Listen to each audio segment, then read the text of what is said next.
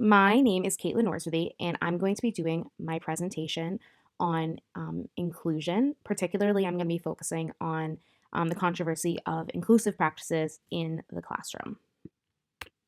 Here you can see an overview of my presentation. So inclusion is when all students, regardless of any challenges that they may have, are placed in age-appropriate general education classes that are in their own neighborhood schools to receive high-quality instruction, interventions, and supports that enable them to meet success in the core curriculum. So ideally, when I talk about inclusion, that's what I mean. Okay, let's get into the history of inclusion now. So when I'm talking about this history, I'm talking about the history within the United States, although some of this may apply to other countries as well. So there's been an evolution from exclusion to inclusion in the United States since the 1900s. When I talk about exclusion, I mean that at first students with disabilities were not allowed in school. Then over time, there were separate schools for students with disabilities. And then now more and more students are included in the general education classroom. Along with these changes, people's views on inclusion have evolved over time. A lot of this evolution has occurred because of research that has informed these decisions about inclusion, and following that research has been some changes in the laws around inclusion. So now we're going to talk about those laws about inclusion in the United States. The main law that we'll be talking about today is IDEA. IDEA is the Individuals with Disabilities Education Act, and this is a federal special education law, which means that it is a law that covers all 50 states in the United States, and it requires public schools to serve the needs of students with disabilities. One of the important documents that is discussed in IDEA is the IEP. So, an IEP is an individualized education plan, and it is a law binding document that is developed for students with disabilities to ensure that they receive necessary services in school. You would also see that they refer to free appropriate public education, or FAPE. And this basically says that all students should receive appropriate services in their public schools for free. So students will not be charged, families will not be charged, and they should be able to receive these services in their public school. And you will also see referenced the least restrictive environment, or LRE, and LRE ensures that students are entitled to an environment to learn in with their peers as much as possible. And in IDEA, it also outlines that parental involvement is very important. So parents need to be consenting and involved in this process. Now we'll talk about some of the common models of inclusion. So one of the most common models of inclusion is just the general education classroom. So oftentimes, many students that are on IEPs that have special needs are actually able to be educated in the general education classroom without needing to leave. Then you'll also see some students who are able to participate in the general education classroom for the majority of the day, but are pulled for services, so they would be a partial general education classroom. You may also see in some schools they have special education programs within their school, so students would be able to be educated in their neighborhood school, but would be in a program for students with similar disabilities. Then you may see some students are at a special education school. So this would be a completely separate school for students with disabilities. And what environment is appropriate for a student is based on their personal least restrictive environment.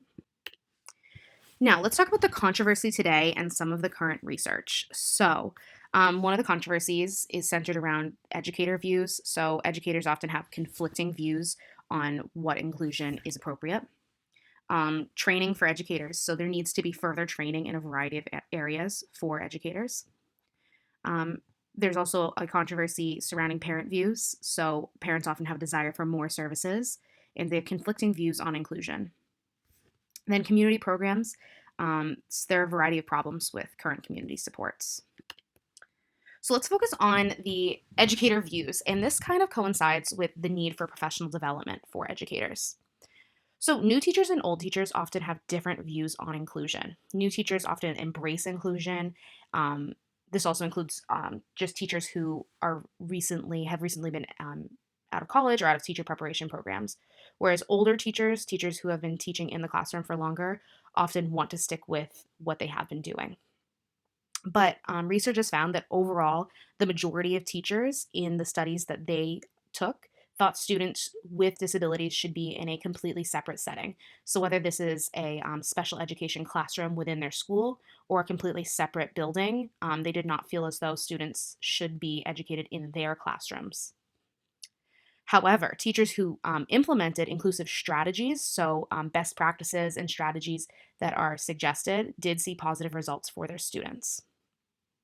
Some of the reported issues included sharing responsibility with special educators, scheduling problems, personality conflicts with special education teachers or other service providers, insufficient special education teachers. Teachers felt as though there were not enough aides or special education teachers to provide services, and lack of training in co-teaching.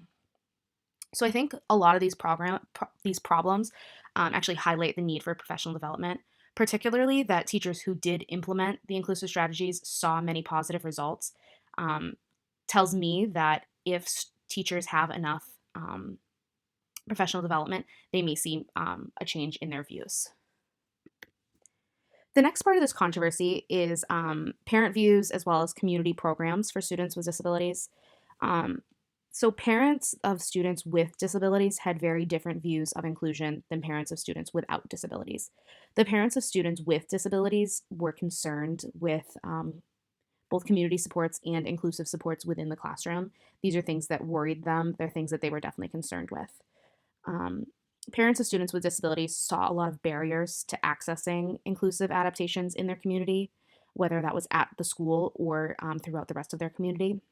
Some of the problems that they saw that are a controversy because they're things that I feel need to be solved or these parents feel need to be solved are the lack of availability of these adaptations, um, the embarrassment or social stigma to accessing them, safety concerns that they had for their children, um, some of these adaptations or community services might have been too far away from their home or they were not adequate for their children.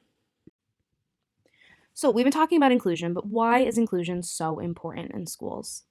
So, differentiated instruction is something that is really key to inclusive practices, and differentiated instruction helps all students. So, it benefits every student in your class, not just the students who have special needs or are on IEPs. Um, Inclusion overall promotes diversity and valuing all students in a classroom, which is beneficial to all the students again. And with an inclusion classroom, oftentimes there will be multiple professionals in your classroom. So there might be a regular teacher, a regular general education teacher, there might be assistants or aides, there might be special education teachers, and they're all there. They might be specifically there to support one student, but they would be available to support many students in your class. Having an inclusive classroom also promotes high expectations for all students, including those with IEPs and those without. Some of the key people, organizations, and publications. So the IEP team includes the general education teacher, special education teachers, and service providers. They're very important in developing the IEP and implementing it. Parents and families serve a very important role in these processes and with supporting their child.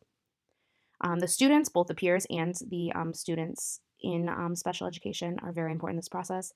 And then just some inclusive organizations and publications to note are Best Buddies, Autism Speaks, and the Special Olympics. My personal connection. So I'm currently a third grade teacher, and I personally utilize inclusive practices in my classroom. I collaborate with service providers and special educators regularly. And based on my observations, I think that this is a very successful model. So, how can we improve our inclusive practices, our inclusion practices? So, we can promote inclusion in our schools and in our community. We can obtain training on inclusive practices, develop differentiated lessons, and we can collaborate with special educators and service providers. In conclusion, inclusion is when all students receive age appropriate education and high quality instruction, interventions, and supports that allow them to be successful in the core curriculum. Over time, schools have moved toward this type of inclusive model. But there are still many controversies and problems surrounding inclusion, including educator views and parent views. There's a lack of community programs and supports, and there's inadequate training for educators. The solution, I feel, is to continue working toward providing more inclusive opportunities for students. These are my references from this presentation. Thank you so much for viewing and listening to my presentation today.